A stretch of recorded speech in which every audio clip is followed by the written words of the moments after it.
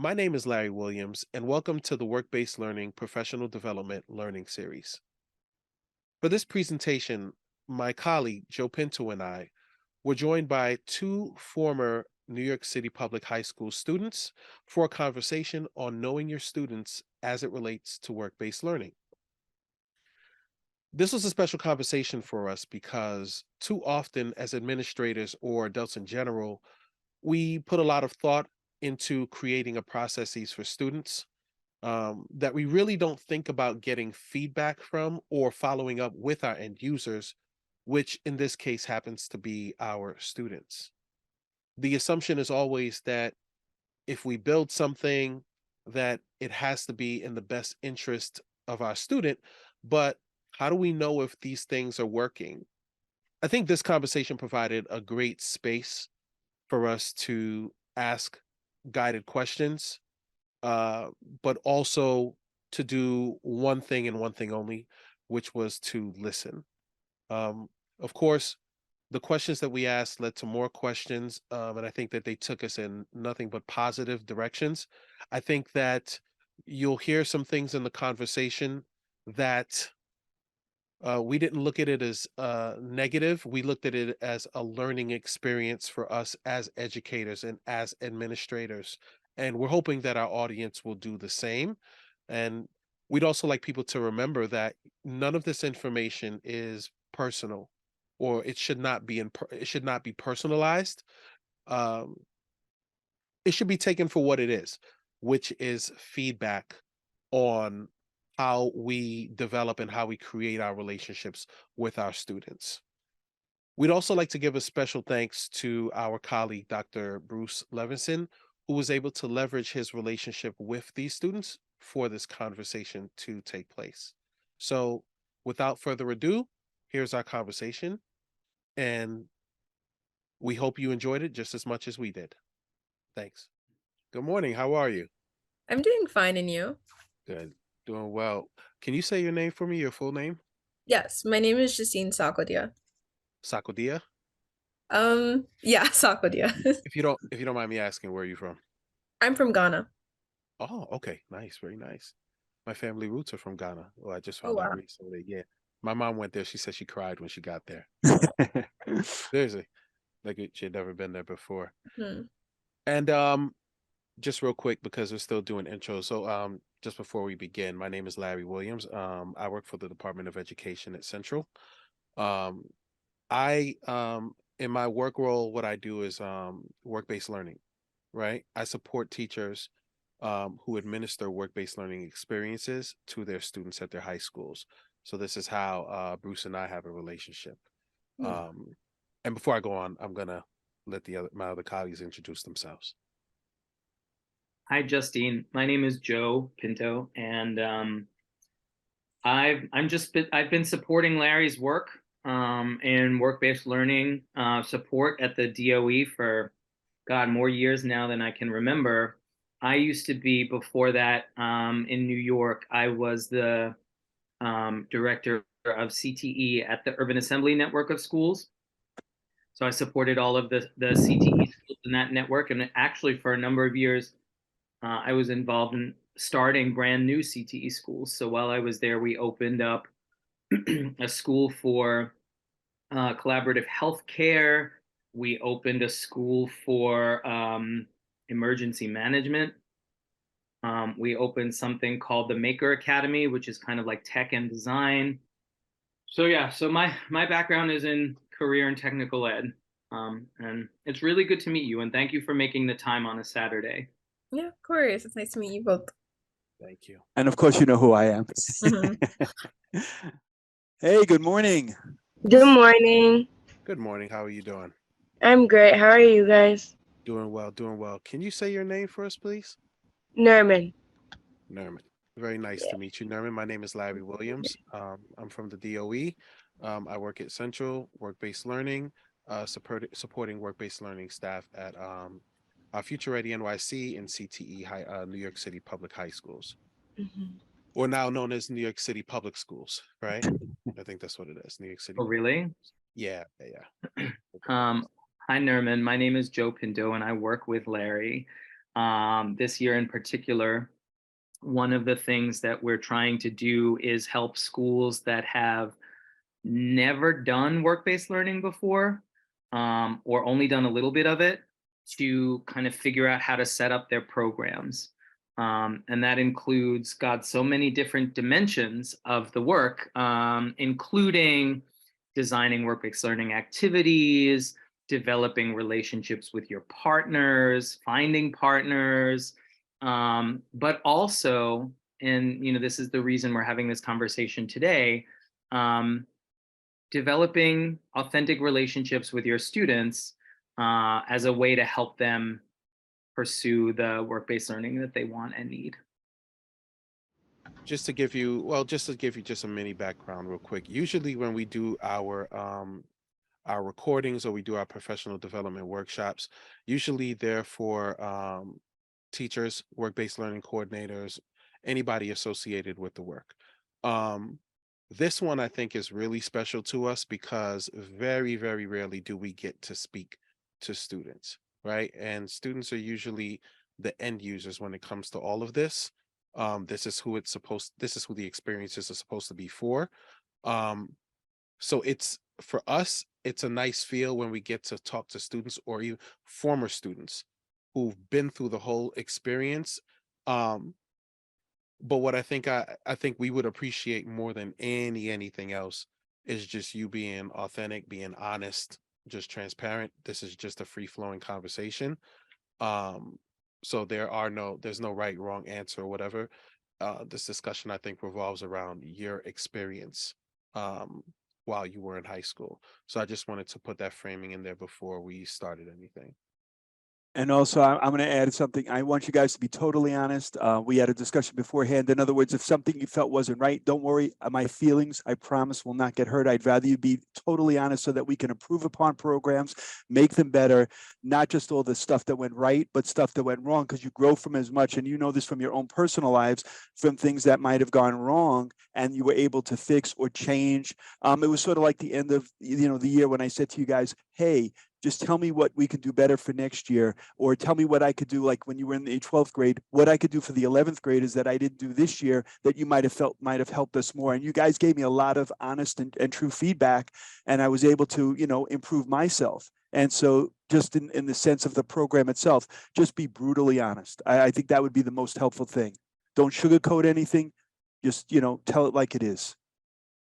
Yeah, and I guess I'll add a little bit of context or a little bit of what's on my mind. I think I've worked with a lot of educators in a lot of places, and I often hear this phrase like student centered.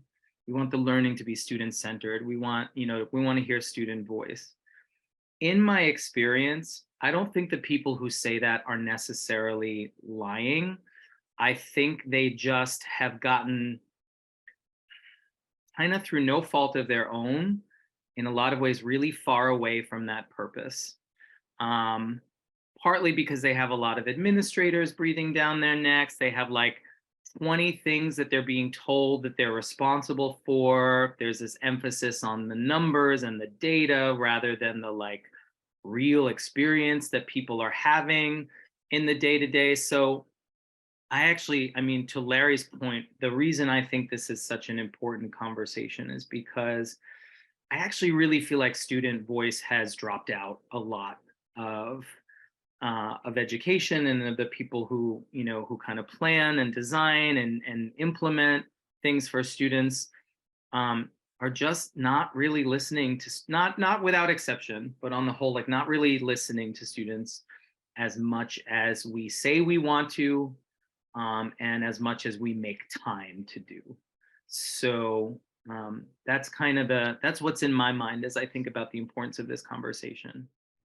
But yeah, so as Joe mentioned that your voices are very important to us. To be honest with you, and you can see it. We all went to high schools in different eras. Um, but for me, I think high school, not even high school, but schools in general have taken more of there's more of a corporate feel to it. And because of that, um, you are the focus, but I think sometimes you're the focus for all the wrong reasons.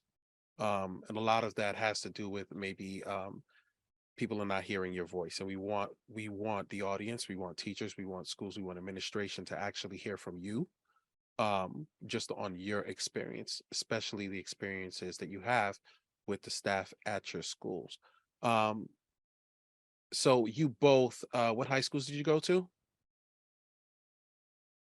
We both went to high school for health professions and human services. Okay.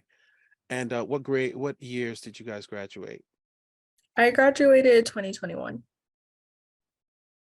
And Nerman? Yeah, and I graduated 2022. Okay.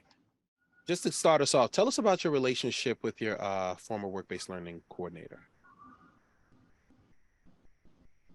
I feel like Justine, you should start because you had more of like a consistent WBO versus I is just like I had like a roller coaster. So it'd be Yeah. great.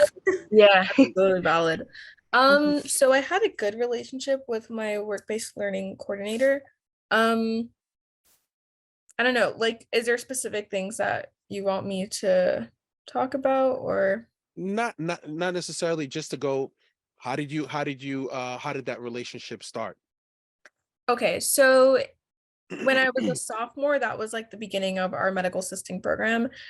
So I wasn't working directly with my WBL like instructor or coordinator. But then when I reached junior year, I began working with them. So how I guess the relationship worked like is I think we had I think one period of class or two periods. I'm not necessarily sure. I believe I'm not sure. I remember one moment it turned into two periods. I think that was senior year.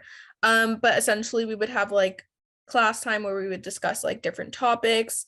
And in addition to like the content that we needed to learn, whether that be like the different like bodily systems or things of that sort, we also talked about things that we needed to simultaneously do outside of the classroom.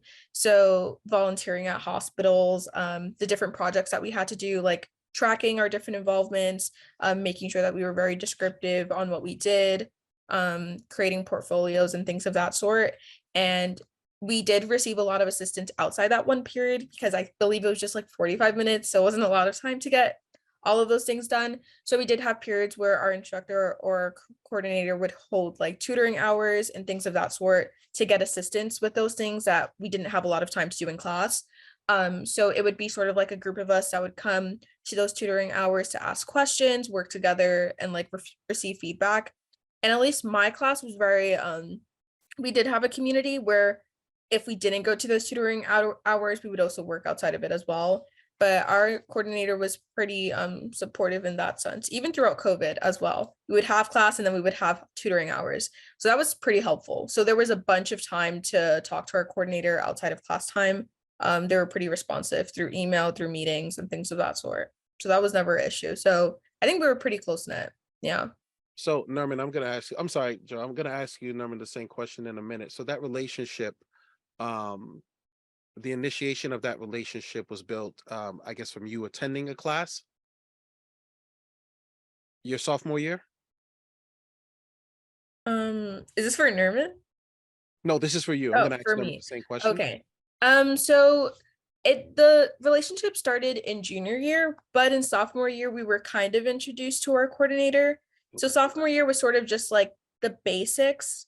And then like junior and senior year became more specialized in our program. So that's when we really got to know our WBL coordinator. Okay, thank you.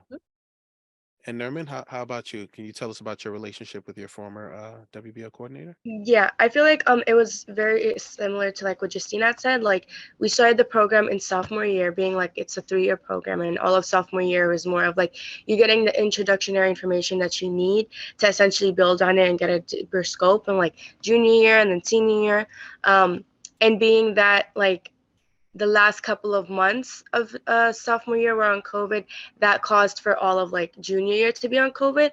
And a junior year was when we were introduced to our WBL coordinating instructor. And like even though the circumstances of having to like learn online and like do something so like hands-on online, we were still able to like really get through the information. We were still able to like create a community where we were able to like learn and at the same time make sure that we are understanding everything. So that's when I got introduced to the WBL coordinator instructor. It was in junior year. And I think the beauty of like the way junior year went was did not feel like, hey, this is class, come to class, you know what I mean, get the information and just get out. It was more of like, okay, come, let's have a conversation about the work, let's have a conversation about what you need to do to be successful. How are these certain things going to help you in the long run, especially like when you sit for the exam. And we did a lot of conversations about like, this is what you learn in class, but at the same time, this is what you're going to see in the real world. So I feel like we learned a lot, and like besides that, again, it did not feel like, hey, this is class, come in and just like get out. It was more of like, this is like, we're at a sticky time right now, but like make sure that, you know what I mean, you're understanding everything. And like how Justine said, like there was always like hours that we would be together outside of the classroom hours. For an example, like tutoring, and there were so many times like when we would have an exam or like when we would have like a big assignment, and like we would reach out to our WBL coordinator and be like, hey, is it okay if like we could get on a Zoom for like 30 minutes or an hour and just like go over this certain content? And our WBL coordinator was more than happy to do that. Like there was also a lot of times where students, like because of like the nature of like being online, like they would be very late with assignments or like they wouldn't be submitting it. And our WBL coordinator was very understanding, like would set up one-on-one meetings, for an example, and help them in a sense of like making sure like they understood the information, that everything went well. So being the relationship with our WBL coordinator like in junior year was really great. And it essentially like had us feel comfortable because they knew what they were doing. In a sense of like they knew what CTE was about. They knew that it was more about making sure that you were in, and that it's more than just like learning, but like you're learning in a healthy environment. So yeah, that was essentially junior year. Naaman, you're cutting out, I think. And when it came to the technicality of like CTE, like can you guys hear me? Can hear you now. Oh, okay. What was my last thing that before I cut out, just so I can make sure I'm picking up properly? I think you were talking about your junior year experience. Oh, okay. So at the end of like the junior experience, like we all had a great knowledge about, like, for an example, the website, how to use the website, like what are the essence that you need, like CTE program. Go on to senior year, we get a different WBL coordinator. And I feel like that's where like the roller coaster like started to get shaky, because like the WBL coordinator that we were assigned to, it was very evidently clear that this was their first time doing it. And it wasn't like this is their first time doing it. It's like, hey, let's be patient together to learn the essence of what we're doing. It was more of like, hey, I'm stressed about not knowing what I'm doing, so therefore, like, you know, it just was not building a healthy environment for us to like learn in. And being that like you see what you saw in junior year, and it's like you're coming in senior year and you're seeing a different scope, it kind of makes you like, you know, a lot of people felt discouraged to want to come to class. A lot of people felt discouraged because of the environment that certain WBL coordinators would build around. However, like I felt like that really stemmed because they did state that they felt unprepared, that they didn't have the resources or the knowledge to continue on in being a WBL coordinator.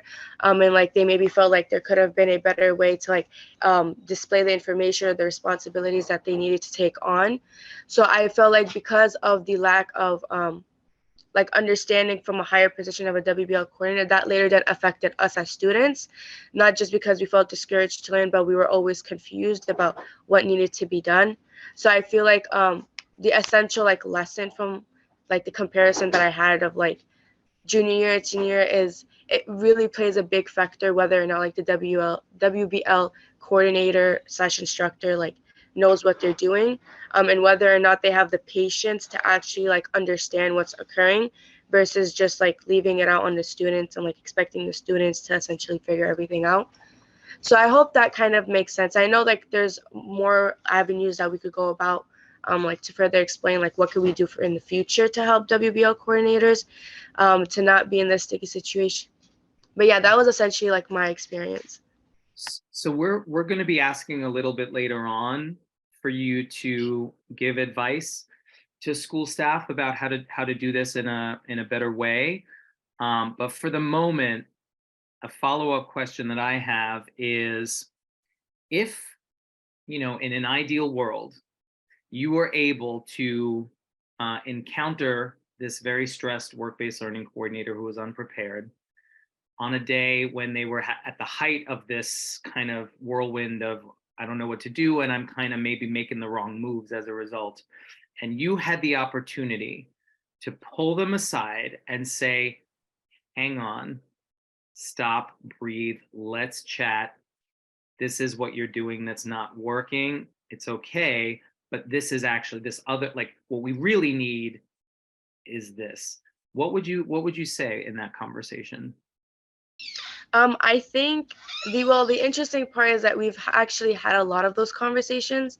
Like, it would be things that would be said that we know, like, that does not sound right, because of, again, like, we had a very, like, knowledgeable WBL coordinator junior year, so we knew. And again, it was more seen like a defensive, like, it had a very more defensive reaction, where it was like, well, I'm the teacher here, like, I'm gonna figure it out, like, just because you guys had experience of it, everything is different now that I'm here.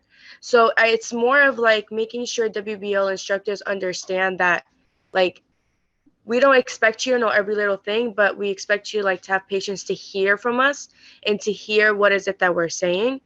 um and if I were to actually pull outside, I would essentially tell them, like, it's okay, like, if you don't understand or know something, and it's better for you to, like, hear instead of, like, being so ready to want to say something, like, as a defense mechanism. That's something, and I feel like that also stems back to, like, instructors as, like, themselves, like, they need to understand that, like, nobody's perfect, but the best that we could do is to try to hear, try to, like, get all perspectives and then come to a better conclusion. So I feel like that's what I would say. I actually like that, in terms of hearing what you have to say, right? And shifting gears just a little bit, because it could also be the WBL coordinator. Thinking about your 4-year experience in high school, who knew you the best? Like, who was that teacher, staff person in the building that you did have, like, that authentic, real relationship with, where you could talk to them or they can hear what you're saying, if you had any concerns? Who was that person for each of you? For me, again, like, because I had a great experience and a consistent WBL instructor. For me, it was my WBL instructor, Okay. just because in high school, sort of how it worked was when you were in your CTE program, or in, like, because for us it was the medical assisting program. When you're in that program, it's like you're in a whole different, like, community, if that makes sense. Like, you're a part of your school, but, like, for me, like, all my close friends and things like of that sort were in these, like, specialized programs in my school. So Yeah. that's where, like, my main sort of, like, support and community came from, just because the people around because the people who were in the medical assisting program, I felt like, understood the content, like the things that I was going through. Like, if I was really stressed about something, or if after class I had to go volunteer or do work at the hospital, they resonated with me the most and understood where I was coming from, and therefore it was easier to build that connection. And so, with that being said, it was also easier to build a connection with my WBL instructor, just because, like, we're all, like, in this together, is what I sort of felt. Like, if we're stressed, if this is very rigorous, we're all feeling it. And there were many opportunities for us to talk about it, and not only about the class content, but, like, I felt like that was one of the only classes that I got to talk about things outside of the topic that we're talking about, outside of medical assisting. Like, we talked about things that were going on in the world. If, like, something happened on the news and we were all in a very vulnerable space, my instructor took time to talk about that. So it wasn't just like, okay, guys, we need to learn this content, we need to fill out this paperwork.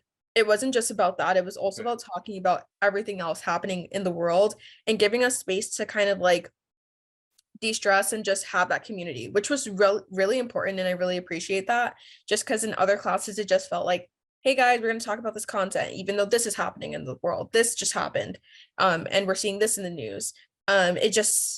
It felt like our feelings were completely disregarded at times. And so, specifically with our WBL instructor, they made sure to give us that space and that moment to really talk about things that matter to us, also like when we were applying for colleges, if somebody got into a college or somebody got into a scholarship program, my WL instructor would like talk about that, give us the space to talk about our achievements and things of that sort. So it was very easy to get close with them and very easy for them to get to know us and for us to get to know them, just because of the way that the conversations that they made in that classroom environment. And I think that's what I'm Norman, before you go, and I think that's what I'm alluding to. There are Mhm, just looking for those staff members who allowed you to be you, like mhm. without it being an assignment or something, you know what I Right. mean? Where Mhm. you felt comfortable, you showed up to school every day, and that when that person asked you, like, well, how are you, or how are things Mhm. going, like you knew that they were really invested in your well-being. You know what I Yeah. mean? Who's that person for you, Norman? I would definitely say like my WBL coordinator in junior year. And like how I said before, like we would literally go into class and like how Justine said, like before we would even like touch anything, and we would always like have a short conversation about like how is everybody doing.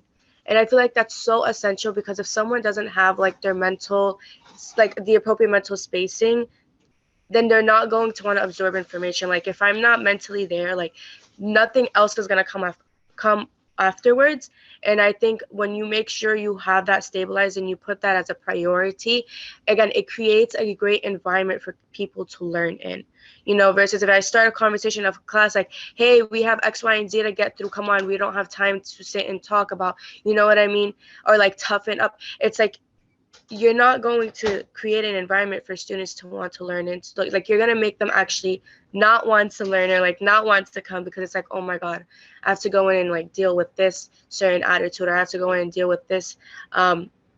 Like we used to call the room cold. We're like, oh, that room, oh, we're about to go into the cold room. So it was like a lot of the fact that What we do you had to mean? like experience a lot of things. So it's just like, What do you mean? I'm sorry, you said the cold. What does that mean? oh, we used to call it like, oh, we're about to go into, like, when something is just so like, say we just call it, we're about to go into the cold room. It's like, oh my god. Like Inhuman. Not like inhuman, but like we're like, oh, like we're about to go in and like deal with all of this. Like we're about to sit in this environment for like 2 periods straight. It's like, when something Oh, in this I, environment. no, we use Yeah. different. I think we use different words in our time. I got what you mean now. Okay, Okay. yes, I get it. I It's got you. like when something's like, again, like inhumane, it's so cold, like, oh my Yes. god, so cold hearted. Um, So it's like essentially like that. But yeah, definitely my junior year WBL coordinator instructor was definitely the most closest, because they made the time to hear. They made the time to like have extra hours outside of the classroom to sit and help us. Thank you. I'm hearing, I don't know, tell me if I'm wrong, but I'm kind of listening to the different ideas and themes that are coming up. And one really stark contrast that occurs to me is that, Nerman, when you were talking about the work-based learning instructor who was just not doing the right things for you, I got this strong feeling in my body of like, there was stress, there was kind of like, this sense of like no time for anything, this kind of like fast pace, not even stopping to think and look around and breathe. And then by contrast, Justine, the work-based learning instructor that you were talking about, who knew you so well and made a lot of right moves, that what sounds like one thing that they knew to do was just kind of slow things down and pause from the like, we got to do this, we got to do this, we got to do this, and just kind of check in with themselves and check in with you and just kind of turn the cold space into a warm space, kind of like bring the humanity back into the room instead of just being super attentive to the agenda. And like, so I just wanted to observe that I'm like, I got from one story, like the sense of like, in, kind of quickness to the point where like it just becomes unthoughtful and disconnected. And then I heard slowness brought into a fast place, somebody insisting on slowness in a fast environment to kind of like bring things out that we're missing. I don't know, does that resonate, or am I off base there? No, I think that's definitely you definitely got it right to the dot. Yeah, and it wasn't, to be fair, like there were of course moments where it was like super fast paced because we had like all this content to go through. But there were many more times where we did have those conversations and it was very slow paced. So I feel like we had a good balance. And even through times where like you would think it would be super stressful, especially like with COVID and the outside external things that are going on in our lives, you would think that would be a moment where like we felt disconnect, but it really wasn't. I think it made us stronger, like as a class. It really, really did make us stronger. Yeah. I think students, I'm sorry, I think students, you know what? One of the things I think we all know inherently or whatever is that students are observant, right? They are observant, but I think with just listening to you guys, students are also very observant of the process. Because I think what you guys observed, and I'm hearing it from both, is you guys knew what was working because you know during the relationship that you built, you realized what was working, and then when someone was introduced to you and it was new, it wasn't the newness, it was just, well, something about this just doesn't feel on track. And Yeah. you were very observant of that. That's what I'm gathering from both of you guys. So I just wanted to call that out real quick. And not just the process, the vibe or the energy, right? I think there's a sense sometimes of somebody working in a school building that like my inner world is working a certain way, but as long as I put on this face, then that's what I'm going to present to the world, and that's what the students will see. The students see what's behind that. Like there's no bluffing. And so don't bluff with yourself. Be honest with yourself. Could you both maybe speak to those conversations that you had with the instructors who knew you well about what was going on in the world, what was going on in your life, like the kinds of things you wanted to talk about? Can you talk about the way that you think that actually affected what kind of work-based learning you were offered or how you were offered it? Like, do you see a line between those conversations, like the person knowing you better than other people do, and the kinds of work-based learning you were doing and how they were checking in with you while it was going on? Was there a connection there? And can you speak to it, if so?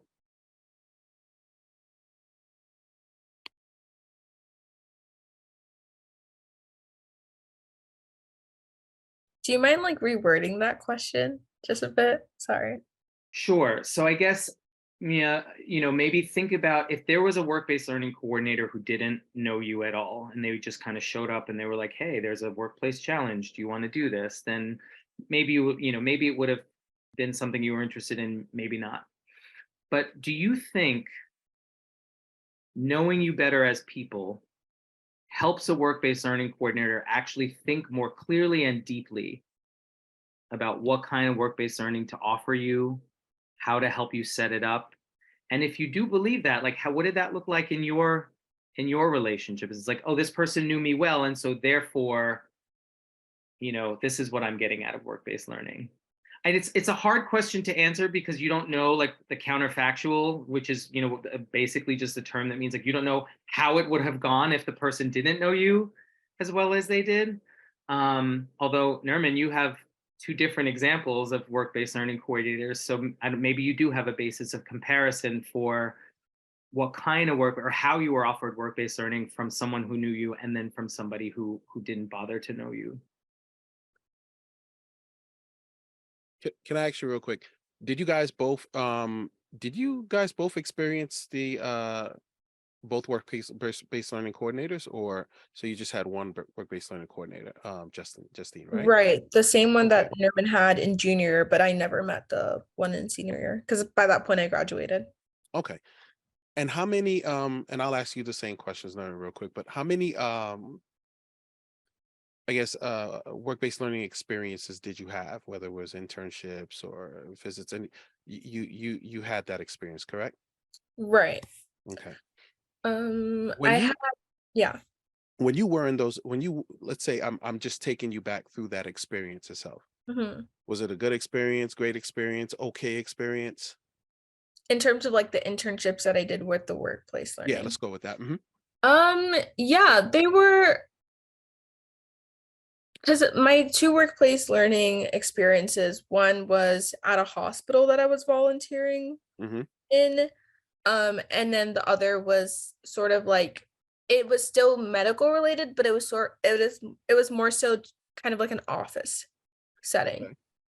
So just remembering your experience. I don't, not necessarily the job description, right? But Mhm. just remembering take you back to like the first maybe 3 days that you had that Mhm. experience.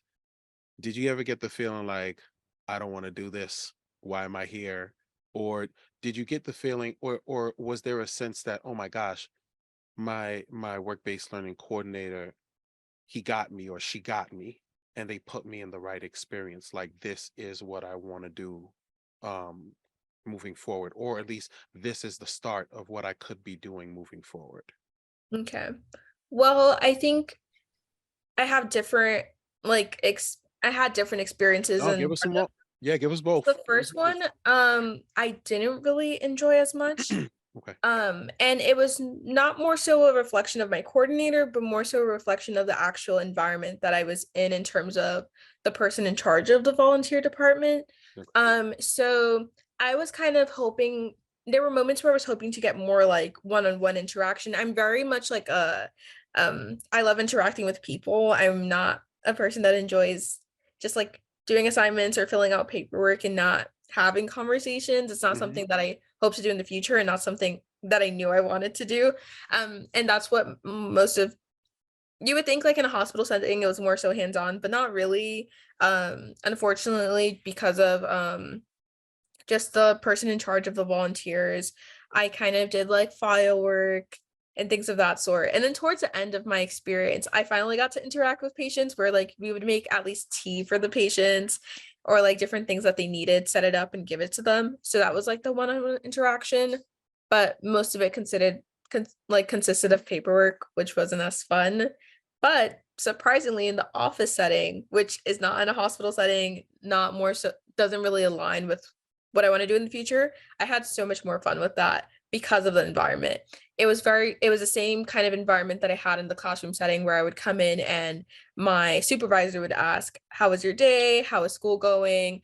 What are your thoughts on this? How are you feeling? It resembled the kind of conversation that I was having in the classroom, and therefore I was much more comfortable, even if I wasn't interacting with patients, just because it was an environment where we would all talk and interact while I'm working on the computer, while I'm finding things about Huntington's disease, or connecting myself to these researchers who are doing work in Huntington's disease, which is very much like computer work and things of that sort. Because it was also an environment where like we would talk and have those conversations, I had much more of an enjoyable experience, if that makes sense. No, that So makes no, that yeah. makes total sense. And with that information that you got, like let's say, and I'm glad that you were able to feel comfortable. Hmm. How do you bring that information back now to your to the person that you feel most comfortable with, the work-based learning coordinator at your high school? You guys talk about these things when you get back? Right. Yeah. Okay. So I actually like did talk about sort of, I even had like, I remember there was this whole situation where, I don't know, like the department head of the volunteer, like a volunteering, when I told her or made her aware that I was like doing this experience because of my medical assisting program, and I would love to like write about this experience. She wasn't like, there was just this whole conflict. Like she wasn't really as supportive of it, and like was really like, she did so like a part of work-based learning, like like they had to like sign this and like credit the hours that you did and the Right. experience that you did, and there was just a really big conflict with that, and I don't know, like she felt a little bit uncomfortable being a part of that process. I don't remember too much of the details, but I remember feeling comfortable talking to my WBL coordinator about it. I'm like, hey, we have this issue where I'm going and completing all these hours and doing these activities, but my supervisor won't sign the paperwork talking about it, or she doesn't want to be a part of the process, because she didn't know too much about the program, and so she was a little bit wary of it. And my coordinator was like, okay, like I'll reach out to her and talk to her. So it was very easy for me to have that sort of communication, like I'm struggling in this. We're doing this, which is like we're doing paperwork, which is like not what I enjoy doing, but also like I'm having this like this conflict. And my instructor was like, okay, like I'll reach out to them myself, and sort of maybe I just need to explain the program, the purpose of the program, what we're doing, and maybe your supervisor will feel more comfortable signing these documents. Thank you. So yeah. Appreciate that. And Nerman, for you, same kind of the same question, but just understanding to your point, I'm going to keep using the word roller coaster, is that you had a roller coaster experience. Did you have an experience under both um, WBO coordinators? Yeah, I did. So in junior year, I did part of Mount Sinai, and because we were in COVID, we couldn't really go in person, but we rather did a lot of like research. And I was actually really blessed with the mentor that I had got. And because I knew the mentor, like we built a very good relationship in junior year. And senior year, we did do again with like Mount Sinai, and I requested to have that same mentor. So I didn't see like much of a big difference between the two experiences.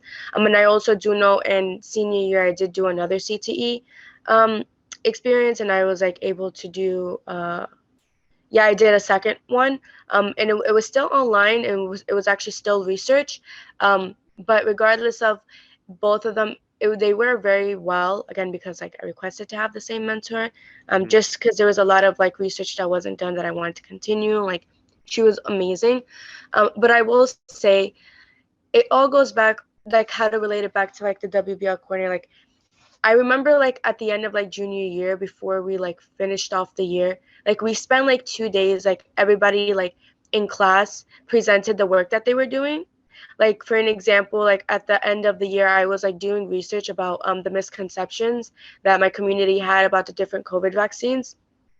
And like I composed it of like a slides that like show the difference and everything. And I remember like, again, like with those little 5-minute conversations we would have at the beginning of class, of like when our WBL coordinator was asking about our experience or like what we're doing, and how like at the end of the year, like um our WBL coordinator made sure to say like, oh, I've heard all this amazing stuff, you know, throughout this whole year. Let's have like a moment where we could all show the work that we've been doing. And I remember it was so amazing because it's like I felt proud displaying all this research and like all this like number collection that I've been doing about something so important at the time, which was the misconceptions of vaccination. So yeah, it was just amazing. And again, it's like when you have the both ends of the sticks, you kind of see the difference, because in senior year we were also doing a lot of research, even more research and more data collection because we were in person then. And we never talked about the research we were doing in class. Like, we never talked about like, hey, like what's going on in the like your mentorship. It was more of like, hey, did you go get your hours done where you signed? You need those hours or you're not going to graduate. It was like more of that type of mindset. So it was like, now that you know, Justine was talking about it, and like I was able like to compare a lot both ends. It does really make a difference. So yeah. Um, Sorry, Joe, and I don't know if you want to ask a question. I was just gonna ask, and I think maybe you answered it, just the difference in, because I know you said you had the same experience for the 11th and 12th grade, right? Yeah. But how did, I guess I'm wondering, for the 12th grade, how were you able to repeat that experience under a different WBL coordinator? Is that you going to the coordinator and telling the coordinator that you want the same experience? Like, is there a conversation there, or was it just something where you said, well, I just want to do the same thing I did last year, and they just said, okay, and it I'm happened? gonna be like very honest. No, Like, please, I please be kind of honest. like I kind of skipped that person and just like went directly. I just went directly to the person responsible at the hospital, who I knew was responsible of like Okay. matching us together. I just sent her like a little email. I was like, hey, like I know, because we went to an event that she had once, and like I knew like she knew my face a little, so I was like, I was gonna send her an email and just be like, I worked with this person last year. It'd be great if I could work with them again. And they like confirmed that they were able to do How so. about how about we put a positive spin on that? You advocated for yourself. Yes. That is what you Yes. did. Joe, I'm sorry. No, that's all right. I think you actually grant the question I was asking. I don't know if you were doing this on purpose, Larry, but it almost sounded like I kind of was. I kind of Right, was. I'm I gonna kind of go. was. I'm actually gonna like bring it down to the ground. I just, yeah, yeah, I kind of And I was. have a ground level question as well.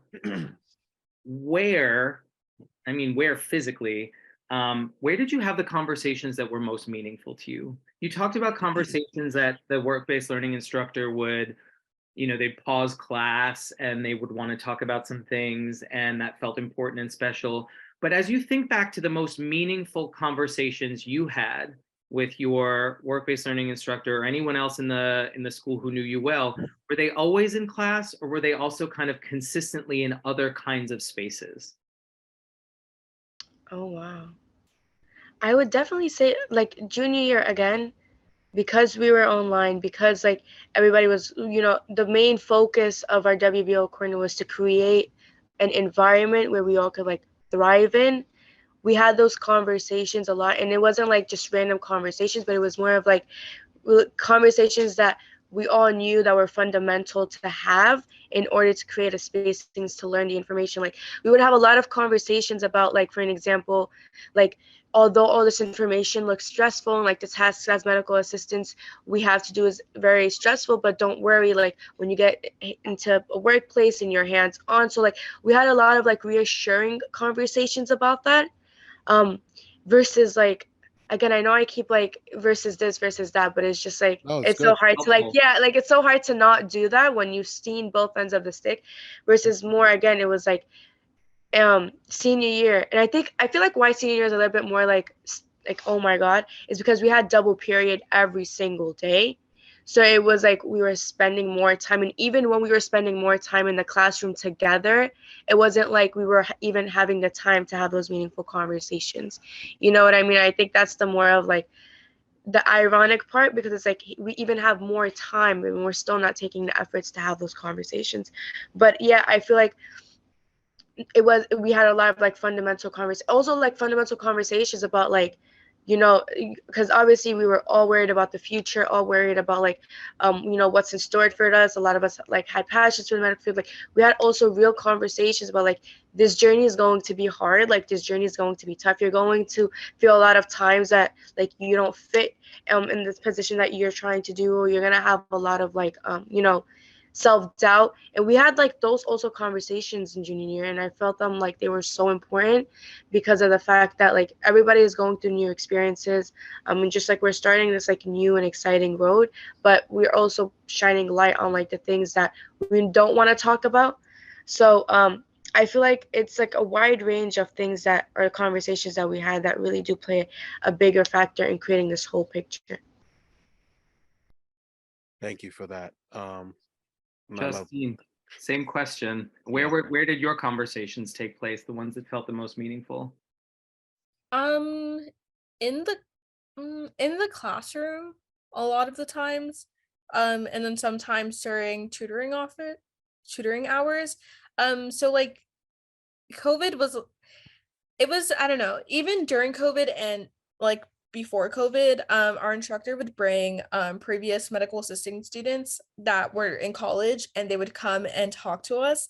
And it wasn't just about like the impact that medical assisting had on them. Those conversations didn't really happen as much. It was more so conversations about how they were doing in college, what was their transition like, what were they doing. And it was like our instructor made sure to like kind of like implement spaces for us to have conversations about what's going, like things that we will encounter outside of this classroom after we finish our medical assisting program, go off to college, actually use our certification and what those things look like.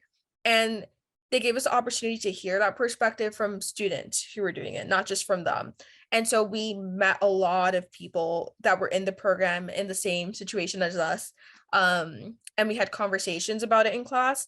So they made time to fit that in. I'm sure there was so many other things that we had to do and we eventually did do, but the way that they set up the schedule was that in class we would have those specific days where we just had those kind of conversations. Um and then tutoring hours were mostly just like kind of getting support for like our assignments and things of that sort. But when we would come, it wouldn't just be like, okay, let's just go straight into this. We would obviously like have, I mean, maybe not obviously, because I know in some situations that probably didn't happen.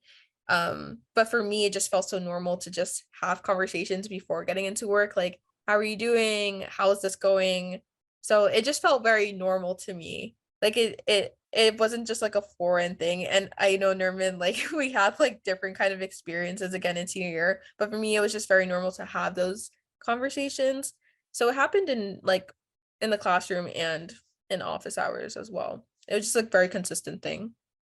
Um, I have a question I want to ask you guys. Joe, pardon me, but it's Please. not with this, right? Because Yep. there's something you keep saying, you both keep saying that I want to harp on. So before I go to that, I'm drawing on my own experience here. So like when I was in high school, math was my thing, right? Um, and I'm also focusing on the word cold, right? So let's take that for a moment. Um, I I had a math teacher who everyone thought she was cold, and by all standards, she was very cold. But she was also very stern. You walk into her classroom, and the desks are set up like, 4 or 5 in a row and stuff like that for 25 students, right? That was my sophomore year. Junior year, I had a math class. This is probably MQ50 or something like that, sequential 3. And the room is set up where it's a circles, it's 5 circles, right? And for us, when we walked in, it was a way for us to work with our friends and talk with our friends too while we work, right? But it also created like this competitive spirit with us. Um, and I think I thrived more in that setting. I keep hearing you say, I think it's more Justine, you say it, and Nerman, you say it too, is in the classroom, right? And in my mind, I'm curious as to what the space looks like in the classroom that makes it inviting, right? How does your coordinator set it up to be inviting for you? Now, you can give me, I think, Justine, you can give me that. You can tell me what that was like. And Nerman, I am curious to know like how that changed when your coordinator changed as well. Well, and also if I can add when you went online, right? 'Cause we're talking about two kinds of classrooms, like the actual classroom Yeah. in the no COVID world, and then the kind of the virtual classroom. And it's funny, Larry, I realized as we were planning the session, we didn't really think too much about the online Yeah. year No, they brought it up. in our questions. And so Yeah, I'm so glad they were it came bringing it up up. early Yeah, yeah. because I It's think, good. so there's different ways of getting to know students when you can Yeah. actually go to them in person versus when you have to kind of like seek them out in an online space. And I think, I'm not anticipating there will be any kind of like online years in the near future. I don't know, fingers crossed that that COVID doesn't, come back in a big way, or there's no other pandemic. So I think as I think about the coordinators who are going to be watching this and listening, I think they're mostly thinking about a physical space, like an actual classroom. But I think they also would appreciate knowing about the online space too, and when the online spaces felt warm and when they didn't. I know that's a lot, but if you guys could speak to those, it'd be great. Yeah, so when we were in the pandemic or online, our classroom sort of looked like is like we were kind of set up. So this is when we were working with our WBL instructor, we were kind of just like, you can think of like the desk and like there were pairs. So they were each pair in pairs. So we weren't like in a bigger group, but we were always in pairs. So we would always be like sitting next to this person during class. And even though and then in sophomore year, even though we weren't with our WBL instructor, I'm sure like they also interacted with our other instructor who was giving us sort of like that basic information before we became more specialized. And in that sort of setting, we were all like kind of like in groups, and we would, I don't think we had like team names, but we would be in our own little group as a team. And so it would be like maybe like 4 students in a certain area in the classroom. And I really enjoyed that. It was super fun, even like with our partners, because like we would our instructor would always make an effort to like include different activities and hands-on things that would allow us to interact with the people in our classroom, which also like allowed for like even my class, we sometimes like text and we have a whole group chat, and which allowed us to create a connection with each other in a very rigorous environment. So that's what made it welcoming to me, because I'm just like, okay, I'm excited to see these people. I've interacted with them enough for me to call them my friends. So not only do I know these people in my classroom really well, but we're all like together and can interact while we're learning the content. And then our WBL instructor was kind of they had sort of like, it's kind of hard to describe, but it was like the front of the classroom, and they were kind of like in this corner with their desk. But it was very like, we can always like go up to the desk. So it wasn't kind of like they were isolated. Right. It was still an inviting space. Yeah. So they were kind of like in their desk, and we knew like, okay, that's the place that we go if like we need to get our papers or like our assignments and things of that sort. Or like if we had an assignment during class, we know that we would just go up there and just like talk to them. So it kind of wasn't like, okay, this person's in their desk, so like when they're in that space, we don't talk to them and give them our space. No, it was kind of like, I think they made it clear that like just go up to them and ask some questions when needed. So that was kind of the setting. But but throughout class they were standing in the middle of class and sometimes moving around. So yeah. And how about for you, Norman? No, it was like, okay, so we had sophomore year, like the room, it was again like in groups because it's the same room that Justine and I was in. And it was in like we all had our groups. Junior year, COVID, senior year, we came back, and I will say we were still in like little groups. I mean, it was like still in the same structure that Justine was explaining, how like you had the desk in like the upper right corner, like that's where the teacher's desk was, the WBL corner's desk was. And again, like it was like whenever we needed anything, we would just go up and ask. And it would either be like whenever we would do anything hands-on, it would be like, okay, the WBL corner would like float around the groups. But yeah, I will say we were always like in groups, and everybody like had someone. It wasn't like we were in rows where it's like you couldn't even like turn around to say something to someone behind you, but more it was like, okay, like we had like our little groups. We little had like, I would say we had a little support systems to kind of reach out to if like didn't hear something or didn't know something. Okay. Yeah. Thank you for that. Joe, you want to follow up or? I mean, this is so interesting to me, and I keep jotting things in my mind and questions I want to ask, but we've got time, so I can hold on to them if you have something that you're burning with.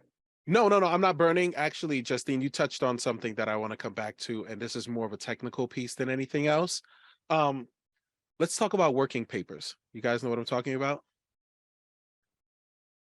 Just how you had to, well, I know, okay, Norman knows what I'm talking about because she said, yeah. Just before you can start any paid experience, the documents that you would need to hand in, I-9 verification, documents that you would need. Usually our parents are the gatekeepers of this information, right? What was the process like getting working papers for you?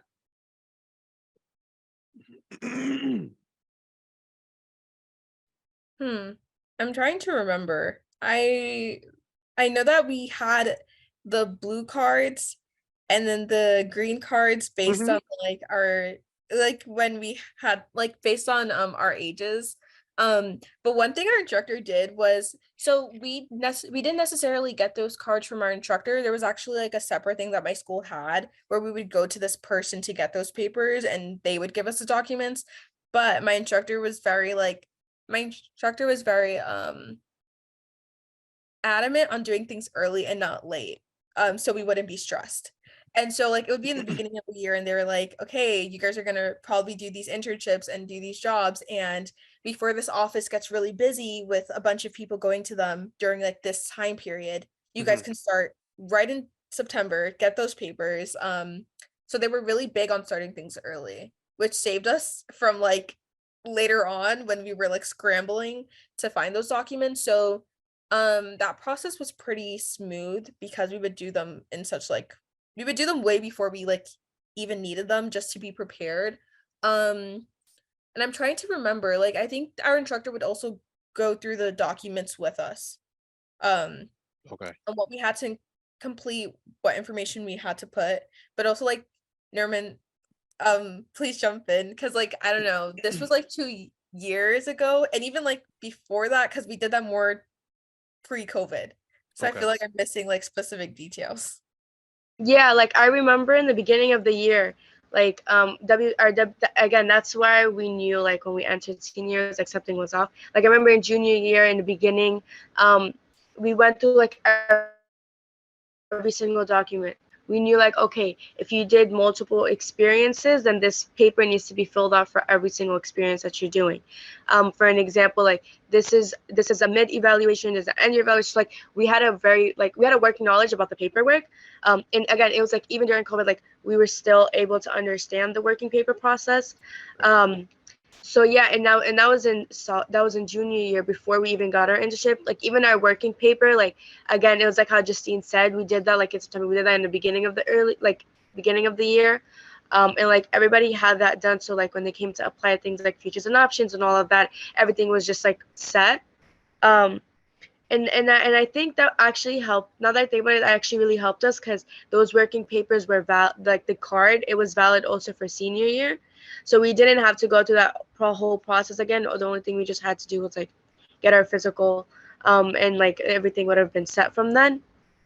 But just like looking at the paperwork, I feel like that also kind of like created a lot of the tension for senior year, because again, it's like new WBL coordinator, limited knowledge about what paperwork needs to be filled out, and it's just like we are here like, in the middle of all this, some of us knowing what to do with the paperwork, but again, it's like if it's not in the WBL's control, it's like you really can't do much with that.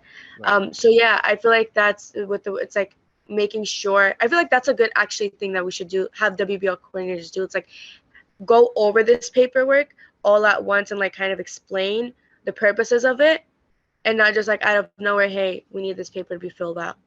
Can I ask you a question? Because I like that idea. Mm-hmm. Who throughout this whole documents process, who's doing the explanation, I guess, to your parents, just in terms of because I'm sure as a part of this process, there are documents that maybe they have that you'd have to go to them to ask for. Right. So what is that conversation like? You say, Mom, Dad, I need my social security card, and they clam up and say, for what? Or do they just give you a copy of it? Like, how does that work? I know, especially for me, like I had to like explain and be like, hey, I just like, for example, I need X, Y, and Z because I'm applying to this program. And like this program has to do with, like, for example, it's a hospital, so they need this sort of information. So they're like, okay, this is serious.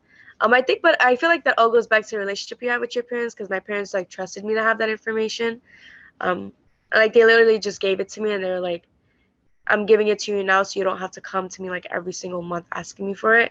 So it's like it was more of like that sort of relationship. But I don't know, Justine could maybe add how her experience was. Yeah, it was like because I had already explained to my parents about medical assisting, and also I don't know, Nerman, if your parents have ever met. I think yeah, your parents definitely did meet the WBL instructor, probably just for Nada, maybe not for Yeah, you, yeah, but no, yeah, they yeah. did. So like my parents knew the WBL instructor, and like so not it's not only me just like telling my parents about like or my mom about the WBL or about medical assisting. My mom knew the WBL instructor as well, who also talked about the program. So like it wasn't really surprised to my mom when I would tell her, hey, I need to sign this paperwork, or hi mom, I'm going to like this internship and these are the hours. Like it wasn't something new just because she was very familiar. So like there was communication from me, and then also during like parent teacher conference from my instructor. And like like my mom would see the interaction sometimes, like yeah, I don't know how to explain it, but like through email, if my mom like saw me working on something, she would know how serious it was, or Mhm. like she would know the communication I had with my instructor. So she was very comfortable with it. Okay, thank you. Mhm. Joe, any follow-up? I have a question that might take us in another direction. So if you feel like we can move on, Larry, I can ask it, or if Okay. you want to, No, okay. no, no, please. But before I ask it, I'm thinking there's something um, that I want to say, and you can feel free to edit this out of the session later if you want, Larry, but I think it's important to keep it in. I went to divinity school. I have a degree in chaplaincy. So these kinds of things are on my mind. Nerman, I think you were extremely warm and generous in the feedback that you've been giving us about the work-based learning instructor who wasn't great for you. And when I say generous, I include in that idea, I include the criticism that you've given, right? Because I actually think critique is generous. You have to, in order to like criticism is a gift, like constructive feedback is a gift. It's saying like, I'm going to trust that you can hear this, and I'm going to tell you what I see so that if you want to do it differently, you can. And so I think that was an important thing for you to have done. I'm also thinking that if I were that work-based learning instructor and I were watching this video, I would probably be thinking to myself, oh my God, I'm so embarrassed. Like, or maybe not. I might even actually get a little mad, that this is coming my way, or I would feel emotionally heightened because like, I did something that didn't work and now it's being publicly discussed. So I guess all of that is to say, one thing I want to do is kind of like speak to that coordinator if they're watching, or speak to the coordinator who thinks that they're that person, who hears in your criticism something about themselves or something that they did this year or last year or the year before. And, I guess what I want to say to them is it's all part of the learning. I personally think back to kind of dozens and dozens and dozens of mistakes that I made in real time while working with students. And I just want to preserve the idea that everyone in this space respects you and respects what you're trying to do and respects your learning arc and your trajectory. You yourself said, I think, Nerman, you mentioned that the coordinator themselves acknowledged that they weren't really prepared, and that's an important thing and a vulnerable thing to say. So that's to the coordinator watching, who is either that person or feels like they're that person. So the question I want to ask, one of you, I think it was Nerman, used the phrase when talking about coordinators who broach topics like what's going to be difficult in the work-based learning, what you're going to be self-conscious about, what's going to be confusing, what you might be intimidated by. You use the phrase, they would shine a light on the things we didn't want to talk about. To me, it doesn't sound like there's anything that either of you doesn't want to talk about. Or to me, it sounds like you're both very natural and kind of direct and courageous about talking about any number of topics. My question then is this. So were there things that you didn't want to talk about or that were kind of like hard to talk about? And how did the coordinator or the instructor kind of like create an inviting space for you to overcome those resistances? Or if there wasn't any of those situations for you because you just felt pretty easy talking about anything, can you answer on behalf of a classmate who might not have felt as brave as you? What was done so that the person who didn't know how to speak about the things they didn't want to talk about or didn't know how to put the words to it, what did the coordinator do anything to make it easier for that person to come out of their shell or their space and speak in uncertainty, speak in insecurity into being?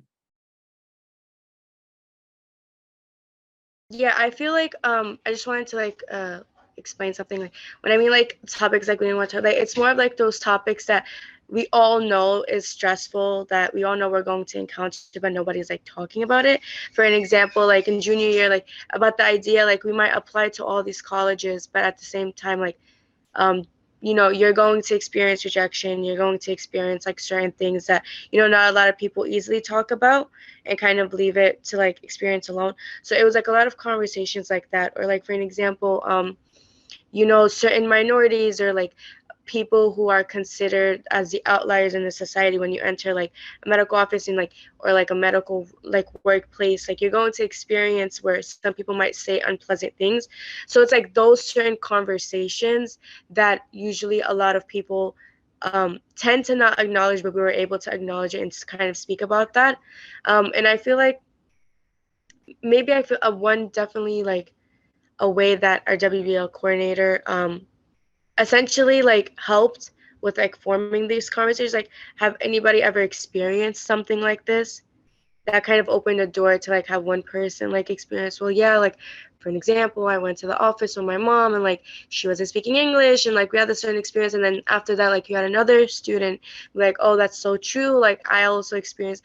So like it was like kind of like having the students speak about that experience versus like the WBL coordinator sitting there and just like speaking, about what it is and what it's not, but just like having the students like facilitate that kind of conversation and them choosing what they want to share and not about this certain conversation or topic that we know it's very hard to bring light onto. So yeah, I don't know if that like answers the question, but I feel like that kind of like what I'm able to grasp from it. Yeah, I kind of just want to echo that. So like our WBL instructor that at least we shared during like the same one that Nerman had during junior year, they aren't a person of color, but they did give space for us to have conversations about what it's like to be a person of color in the medical field and things of that sort. which was really important because I feel like there are really important topics like, okay, we're doing like this work-based learning, we're in these opportunities, but what does it look like when you're in these opportunities outside of the classroom and do not have the support of your coordinator or of your classmates outside of this and in the future when you go to college and take more opportunities and things of that sort. And so it was really important for us to have those conversations. And I feel like sometimes these tough conversations are hard for us as students to bring up because although we feel this way, we don't know like where, what is the right time to bring these conversations up. And we didn't have to worry about that because our coordinator kind of took that first step in starting those kind of conversations, which was important in building up our confidence. Um, and yeah, and just like also like inviting people into our classroom who do share the identities of the classroom, just because at least in New York, we're really diverse. We're a diverse population, and that is also a reflection of our classrooms as well. And so recognizing that and not just letting that be sort of like a taboo topic, like, yeah, you might experience this, but we won't talk about that. It was just very inviting. Yeah, I feel like those conversations were really important, but like not as easy for students to bring up themselves. And the coordinator made the environment like started those conversations, which was super helpful. That's really important to know. When I was working in schools, I realized that a lot of teachers and educators, myself included at the time, I was very young, generally shy away from or are reluctant to start conversations with students that they don't know how to finish, right? Conversations of ambiguity, conversations where like it can go in any direction, and where there are a lot of opinions and feelings and beliefs. And in my view, like those are the only conversations really worth having. So, I think it's important to kind of build up as an educator, especially as a new educator, your not just your tolerance for, but your desire to, your hunger to have conversations that like they can go anywhere, and I can be in the presence of that, and I can help students kind of flesh out their thinking. Can you speak to the part, kind of the second half of my question a moment ago, where you both sound really like, I don't know if this was always the case or happened more recently, but you sound like you're both pretty capable self-advocates and kind of pretty really, really exceptional in terms of kind of like knowing your own minds and being able to speak your thoughts into existence. If you had classmates who kind of struggle with that more, or struggle with kind of knowing what they wanted, or being able to speak their minds, did you get to witness your work-based learning coordinators approach with those students, and how, what did it look like? Like, how did they help those students kind of step out into the space and into themselves and figure things out where they needed help with that?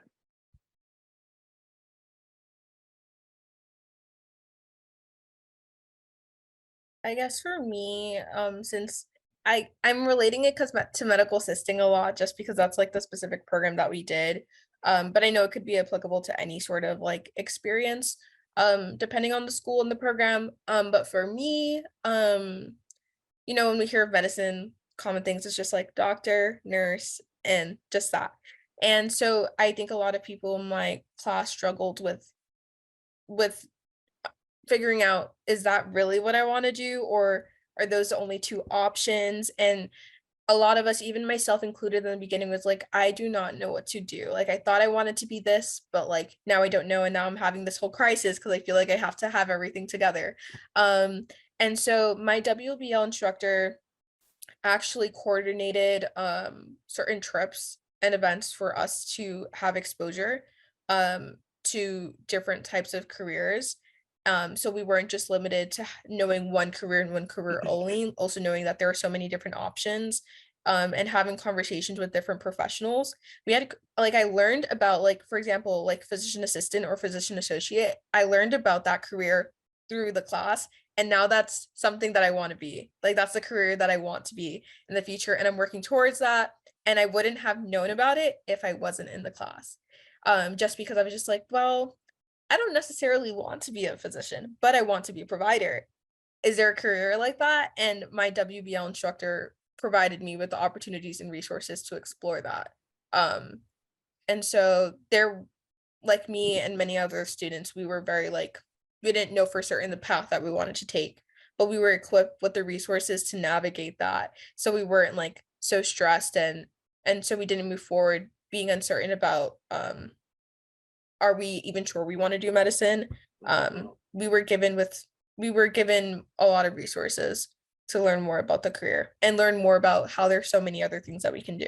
So they were very encouraging. Larry, go ahead. Thank you. That's really helpful. No, I think, somewhere, Justine, somewhere in your response, you might have answered my question, but I'm still going to ask it anyway, because um, essentially what you guys did was we had questions and we had to rip them up on the fly, because I think you basically took the conversation, and I'm happy that you did. Um, but what I wanted to ask was, you guys are 2 years removed out of high school. The relationships that you developed with your work-based learning coordinator, do you think it helped determine where you are 2 years later? Right. And if the answer is yes, then it's a how. But if the answer is no, then I'm just wondering, what can coordinators do to kind of build that authentic relationship with their students, so that students can, after they leave 4 years from college, that they're still with the same trajectory afterwards, with the same path, so to speak. Does that make any sense? Yeah, that makes sense. 100%. I Okay. know my WBL coordinator is kind of like, it's you guys. You guys did it and you guys put in the work. And I definitely agree. But I do believe that they had a huge part in like how I am even now today. So currently I go to school at Brandeis. And I'm also a Posse Scholar at Brandeis. And at Brandeis, it's like with the WBL program in general, it is a very rigorous program. But we had that tight knit community. And then when you're going to college, it's kind of like you're still in this competitive environment, but you don't necessarily have that tight knit community. You kind of have to search for it and create it yourself. And also navigate what it's like to be in this rigorous environment and study for these classes and things of that sort. And so I think my WBL instructor definitely provided me with, I know I had the confidence, but they definitely brought it out in me and was super encouraging that I came into this environment, and I'm just felt like I was equipped with the skills to do well. Even though the content that I'm learning is hard, I was just like, okay, I know that like this is ways that I learned to keep myself organized, and that my WBL instructor taught me to keep myself organized. And I'm going to apply that to college. So the tools that I did in high school, I'm doing in college, or sort of like, all right, I know that like I want to get these experiences and learn more about this career path. This is what I did in high school and I'm going to do it now. So like I'm reaching out to people, learning about networking, applying for opportunities and things of that sort. Like that kind of mindset of like, I want to get more experience and learn more about certain jobs and careers didn't just happen on my own. It was something that I was kind of trained to think about in high school. And that's why I'm in the certain kind of like experiences, internships that I am in now, because I took that kind of like step forward and because I learned about that in high school. So I kind of have this kind of like driven mindset because of the way that I was sort of trained in high school to think not only about academics, but how can I develop myself as a person, and as a professional in the future, which is different, I see, from people. Sorry, which is different from people who didn't have that experience and weren't in the program. So they really helped a lot. Like my mindset on things and the way that I approach things was definitely like kind of shaped by them and the way they taught the class. Thanks for that. Yeah, I also wanted to add like a lot of like the work that we've done like in junior year, like we had a lot of those sessions again where like our WBL coordinator would bring like alumni who are in their profession, and taking the efforts to expose us to a lot of professions really, really did help, because it kind of like gives you a sense of like, this is what I hear, and this the stereotypes that I hear about this profession versus, okay, let's understand like the actual experience that they're experiencing. And I feel like that definitely played a big factor in the way that like we essentially view these professions and whether or not like we want to go into them. And then on top of that, like I do know in senior year, like in the beginning of the year, whenever we would go through like college applications, we did actually have like certain assignments that our WBL coordinator would have us, like for an example, research different professions. Like we had to give like presentation slides about the different professions. So we did a lot of that sort of work in senior year that I do know for some people, like it really did help them because the same profession that they, did the presentation on, the same ones that they're pursuing right now. So I do see that that did work for certain people's cases. But yeah, that's just essentially like how we've used like professional works in the wheel. Thank you. And I think you guys are too.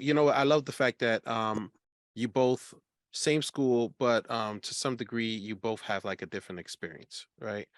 So then, Nerman, I'm coming to you now, just because you mentioned assignments, and what that made me think of is you also mentioned that you had the same experience under the 11th and 12th grade, just in terms of the work experience, right? Um, just in terms of follow-up from your WBL coordinator while you were in your experience. Can you talk about that a little bit on what the difference was in follow-up, like while you're in the experience, your coordinator coming to you, hey, how's everything going? How often does that happen? Or at least how often did that happen in the 11th grade versus the 12th grade? For 11th grade, it was more of like something like natural. Like we would like start off the class, and I remember like sometimes we would be like, did anybody do anything exciting? Like your researcher wants to give us an update about the researcher. It was more of like people were invited to have this conversation. But then again, for senior year, it was more of like so much stress about like the process of even getting everybody to get the opportunity, because that's essentially like what caused a lot of tension in class, where it was like, some students were able to get in, and start working at the hospital, start volunteering at the hospital, and like some people's process was being backed up because like there was hiccups, and like because of a lot of that tension about trying to just get students in the opportunity, there was less conversations about what we were doing. Um, Essentially, of course, like we did have like at the end, like when we had our like symposium, and our WBL coordinator pushed for us, to invite our mentors to come so that it could have that sort of communication. But at the end of the day, it was kind of more of like, because of how stressful the process, like again, like the process of the CTE was for that WBL coordinator, it was like we didn't have a lot of a focus on what we were doing as students. And like now that I think about it now, I feel like, okay, that maybe is understandable, because of like the stress and like the workload. However, at the same time, it's like maybe if we could have had like certain experiences where we did take the time to do that. So yeah. Thank you. And Justine, is it fair to say that that with you, because you had somewhat of a different experience, that that there were frequent follow-up points while you were in your experiences?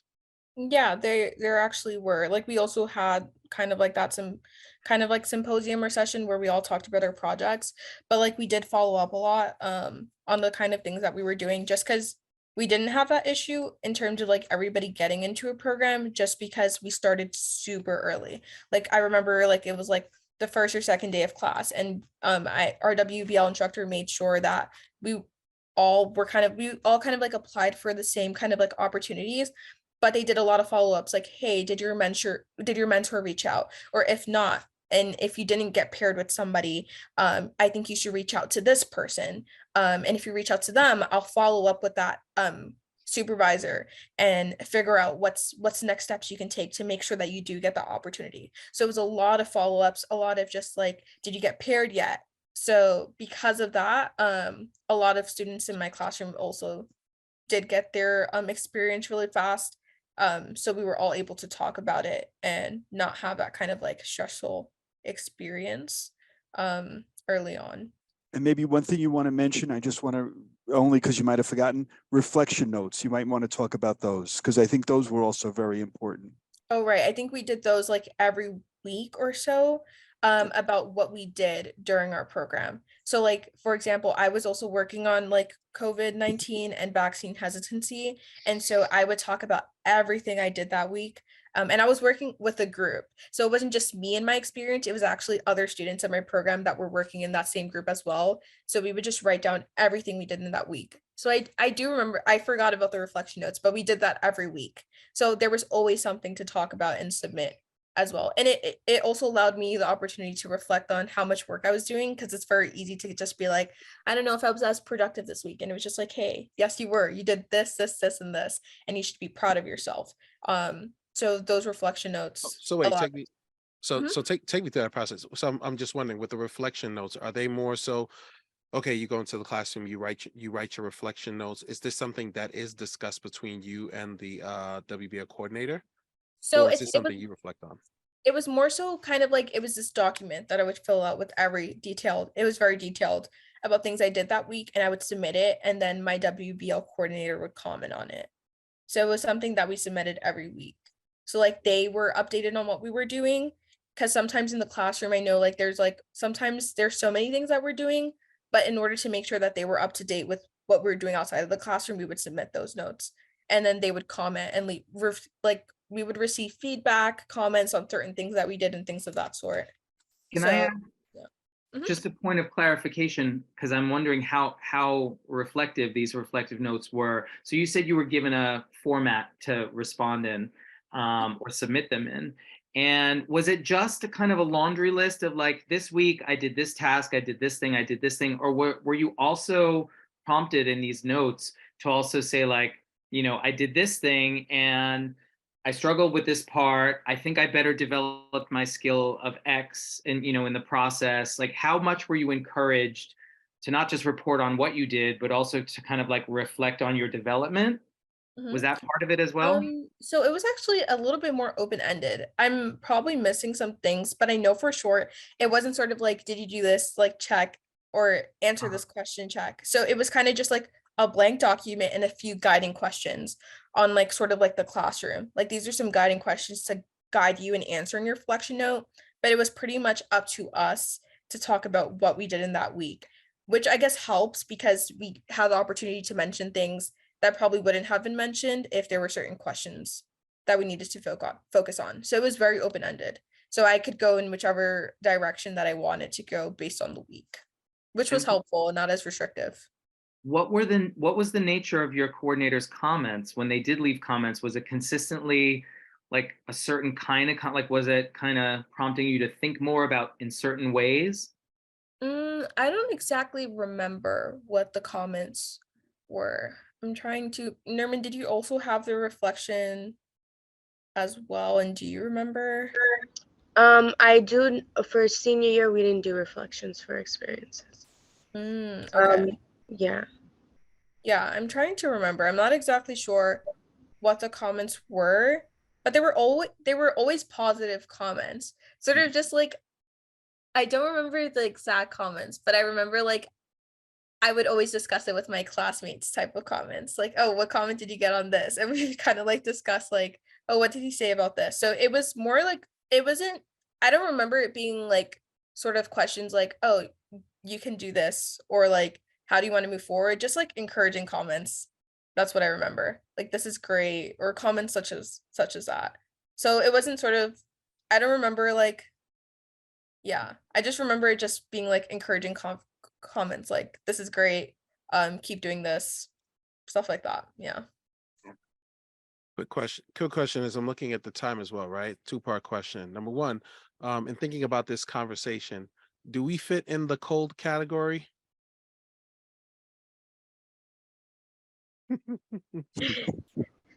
Are we in the cold category?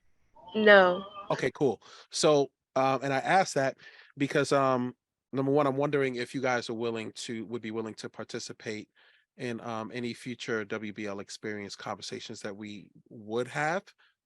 Because like we said, student voice is very important, but then also just to let your friends or family know who also share work-based learning experiences, to have them join the conversation as well. Just wondering if that's something you'd be interested in. Yeah, it would be like very Yeah. interesting. Yeah. Hmm. Joe, do you have any questions? Yeah, I just want to know if you have any last things to say to the work-based learning coordinator out there who might be thinking to themselves, like, especially somebody who hasn't done the work for very long or at all, I really want to do this in a way that like honors what my students want and what they need and that responds to those. Like, I really want to do this well. Do you have any last words for that person out there? Yeah, I really want to say like nobody's perfect at the end of the day, and like, you know, it's all a learning process. Like if it's your first year doing it, like there's a bunch of workload, you're stressed, like that's normal. Like a lot of us are accepting of that. And like we're going to be patient with it as long as like there's a community, like we're all in this together. And I feel like as long as like that environment is built, like you could honestly get through it. Like for an example, we had COVID. Literally, we were online and like we were still able to create that environment. So, you know, at the end of the day, like nobody's here like to be very judgmental or to sit here and be like, oh, we are expecting you to be perfect. But more, it's like we know how stressful. And maybe like 5 years after doing this, you might reflect back to your first year and be like, wow, like I've came a long way. So like that's normal. I think the only advice that I would really, really like push to give is like, as much as like you might not think that students like feel what's going, like we do feel when things are not in place, like we do feel when like there's any hiccups that come up, like things like that. Like we all sense it, and like if a student is courageous enough to like bring it up and like ask about it, you know, it's always great to like have a genuine conversation and just be honest, and you know what I mean, and like, hey, it's like we're going through this, but don't worry, like we're gonna get through, like having that sort of positive you know, conversation where it's like we're all like together, it's like teamwork versus more of like, well I'm the court, you know what I mean, it's like we don't need to like have some sort of like leveling with it. And again, like everybody has reasoning, first year, second year, like as long as like you're able to build that environment with students, that's extremely important because like we do sense everything. Sure. Yep. How about you, Justine? And I would say this is, I feel like the workplace learning challenge and this just whole opportunity is very rewarding, but it can also be as easily like rigorous and stressful for both the students, but I'm also hearing also for the coordinators themselves. So I think it's important to give space to talk about or do just mini reflections or sort of like allow opportunity for feedback. And I think one thing that's really important is to create community and everything that is being done. So giving space, maybe like 10 minutes or 5 minutes or so, just to kind of have conversations and check-ins can be super important. Because I think one thing that I really enjoyed is having a relationship with my workplace coordinator, even after the program, which I'm sure is rewarding for the coordinators themselves to see how much of an impact they have on their students. So just keeping in mind to sort of make an effort to create that connection. And checking up on your students is super important. Because in the end, while you're in that position, you can make a really huge impact on them past like in the future and in their future endeavors in college or whatever other opportunities they end up doing. So just Give me, and that's your last thoughts, but I will say just as a last question, I'm going to give you 3 words, right? If you use 4, that's fine. What is the best way to know you?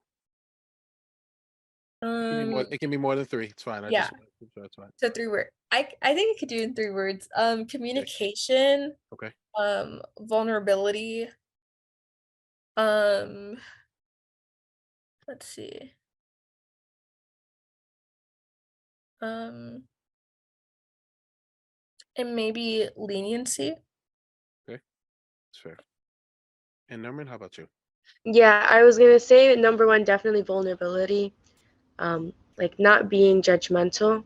It's just like a wide spectrum for everybody. And definitely like like genuine, like being honest and like genuine. Um, like with regardless of the conversations. Thank you. What about you, Larry? What would be your 3 or 4 words? Let me see. For me, it would probably be transparency. Um, I value honesty, and I think honesty and transparency trump everything else. Um, along with the phrase, the squeaky, what is it? The squeaky wheel gets Wheel, yes, the oil. squeaky wheel gets the oil. That sort of, so I can't find a word for that is, and voice would be the last. Mhm. Voice will definitely be the last, because I think even as a high school student, um, I don't know if from my era, I don't know if we really thought that we had as powerful of a voice as we actually do. I think that as the years went on, I think students now are starting to come into that, into recognizing that, you know what, they do have a voice. And there are other reasons why, but their voice is actually amplified. So I think voice, honesty, and transparency.